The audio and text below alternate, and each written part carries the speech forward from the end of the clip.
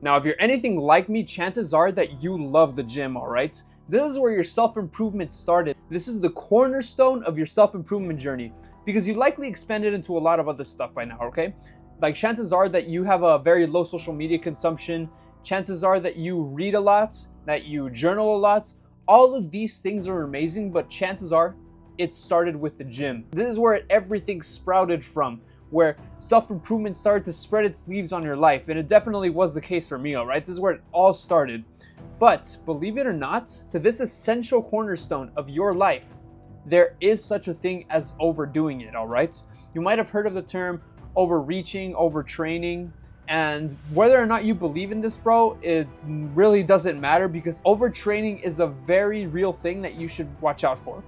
And let me tell you my personal experience with it, all right? Because this literally just happened to me. I used to not believe in overtraining. I love the gym, bro, for the life of me. I used to go 2 times a day. So let's say you have the bro split, all right? Push day, leg day, and pull day. So push day and leg day, I would do them both in one day. I would go to the gym in the morning and I would go to the gym at nighttime in the same day. And dude, I do a lot of like heavy lifting, all right? I don't train simply for hypertrophy. I am doing that recently, but I train for strength. And I would put all this tax in this thing called my central nervous system, all right? The central nervous system is basically this thing that is always taxed no matter which muscle group that you work. So you might be thinking, oh, I train chest and I train triceps. So all I have to do is simply rest my chest and my triceps and I can train other muscle groups while I wait. So I trained another muscle group, let's say the next day or that very same day. I train another muscle group that is not my chest and my triceps. And they're still recovering, right? But the thing is, you are still stressing your central nervous system, which is working when you work out, period. You don't have to work out a specific muscle group for this part of you to be strained. And the central nervous system affects everything. It affects the effort that you put into the gym. It affects the hormones that you have, so your testosterone, your estrogen, and so forth, your cortisol levels. It is very essential that you recover, bro.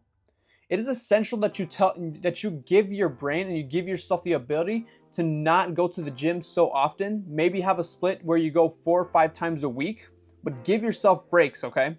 Give yourself rest days because this is something I used to struggle with a lot. I wouldn't give myself rest days, therefore I wouldn't give my body enough time to recover. And I wouldn't make gains. I would actually go backwards. It was recently too, man. Even like 2 weeks ago, I started regressing in the gym. So I would keep on going. I would go like, oh, no days off, man. You just keep pushing harder and harder and harder and harder. I was actually getting weaker. As I kept going to the gym, I put in less effort. I was lifting less. Dare I say, I was even getting smaller, a little bit smaller, because I wasn't giving my body that time to actually recover. Yes, you stress your body at the gym, make no mistake about it. You tear those muscles and you make them like actually push themselves at the gym, but the recovery, the growth, that happens when you are recovering, bro. That happens when you are resting. When you give your body the proper nutrients, the protein, the carbohydrates, the fats that it needs to actually grow the muscle. Like obviously you grow muscle with protein, right? But when you have fats and carbohydrates, that's when you actually give your body the energy to build that muscle, when you're assuming that you're actually at a surplus. Train hard, train your ass off, but you have to give your body time to recover. You have to give yourself a day or 2 out of the week to actually recover. In my case, I'm taking a full entire week off of the gym. I'm not training because I already reached that point of overreaching and overtraining. More like overreaching, I got this younger little brother. It's really hard to overtrain, but the thing is, I already pushed it too far. Therefore, whenever you push it too far, you might have to take a week or 2 off. If you're overreaching, if you're overtraining, that's a different beast entirely. You have to take maybe even months off, all right? But it's really hard to reach this point, and chances are you're just overreached. Some chances that you might be overreached are the following. You feel really mentally foggy, so basically you don't usually feel mentally foggy, okay? Like you can focus really well in doing your work, but for some reason you just can't focus right now. You can't focus and you can't explain why. Let's say that you're usually a really happy person, you're really chill, laid back, and all of a sudden the smallest thing ticks you off. The smallest thing ticks you off and you just explode, which definitely happened to me, all right? I was really irritable between this time.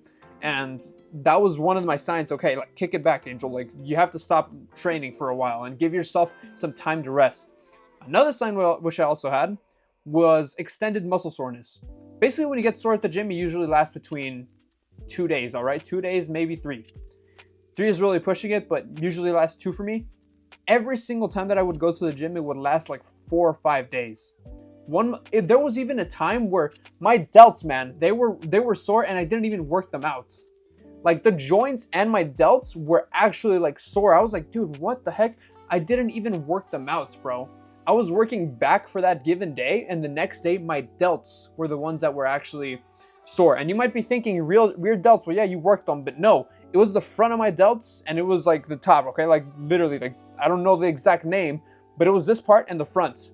Those were both sore on both sides. And that lasted for like 4 or 5 days. It wasn't something that was quick and just went away. That was another sign for me that I had to stop overtraining, bro. I had to give myself a break from the gym. And yes, this is what I'm doing right now. I'm taking a week off, so I'm not going back to the gym until next week. Right now, it's Monday, so I'm going to go back to the gym Monday of next week. Decreased sex drive. Your testosterone levels, your estrogen levels will go down. They will deplete and they will not be stabilized. It won't be at a good level. So this will actually affect your libido a lot. So watch out for that as well. That's another sign that I also noticed in myself. But there are telltale signs that you are overtraining, that you have to like take it back a little bit. If you're already experiencing these symptoms, you have to take a week off, man. You might start feeling better within 2 to 3 days. And here's a mistake that I made. I started feeling better within 2 to 3 days and I had to restart the whole process. So I took a weekend off and I thought that would be enough.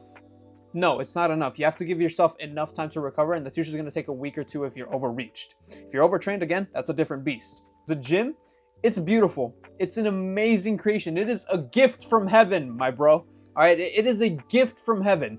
But you do have to learn to like have balance, all right? Because if you don't, then all it's going to cause is disaster, because you're going to be stressing your body beyond the point that it can recover. Instead of causing growth, you're going to be causing yourself to regress in the gym. You're going to start causing yourself to not make progress, to decline in progress, to decline in your gains, to decline in your strength, in your cognitive function as well. I want to point out that very strong symptom, all right?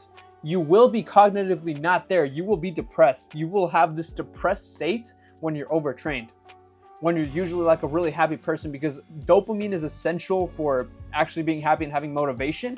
That's another thing that went down for me. It started going downhill, all right? Usually after the gym, I would feel really happy. I would feel really satisfied. After the gym, I would feel miserable. I wouldn't be able to film these videos. In fact, actually, I wouldn't be able to film these videos and I would be completely unfocused. That's another sign that you can look out for. But please, bro, watch out for overtraining. The gym is amazing, bro. Don't ever leave it, but please have balance in your life and have other stuff to do as well. The gym is not everything.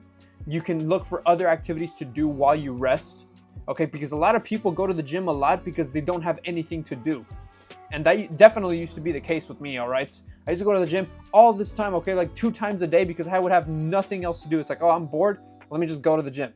No, man. Have a study group, go to a coffee shop and read there. Journal, go participate in a martial arts class, do whatever, bro, but please be careful with the gym, all right? It is amazing, but if you do overdo it and you don't give your body enough time to recover, then it will affect you very badly, all right? It's not going to be a good time. Before the video ends, I want to invite you to our Discord server where we have like-minded self-improvement young men and women who are also on the same journey as you are. You can join that link in the description, all right, brother? See you there. And remember, a man who masters himself is truly free.